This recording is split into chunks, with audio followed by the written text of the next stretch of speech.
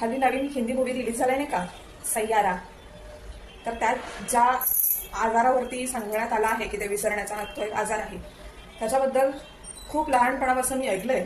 पण त्याचं नाव वेगळं होतं आणि खूप नंतर मला कळलं की त्याचं नाव वेगळं आहे. तर झालं असं, आमच्या शेजारी एक आजी आहे.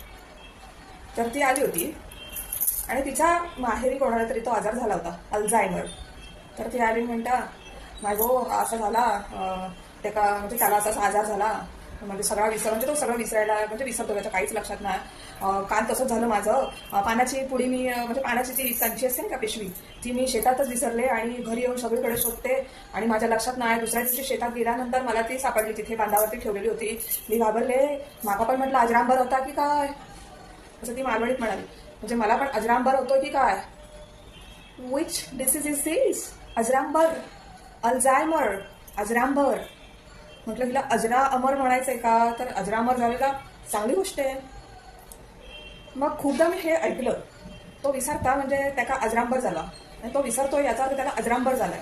अजरांबर, अजरांबर, अजरांबर, अजरांबर. हा, जेव्हा मी स्वतः शिकले, शाळेत जायला लागले 5वी 6वी 7वी नंतर, तेव्हा मला कळलं की अल्झायमर हा नावाचा एक आजार असतो ज्यात माणसाला विसर पडतो. त्याला अल्झायमर म्हणतात, पण मी लहानपणापासून त्याला अजरांबर असं ऐकलं आहे. तर तुम्ही सुद्धा असं ऐकलंय का?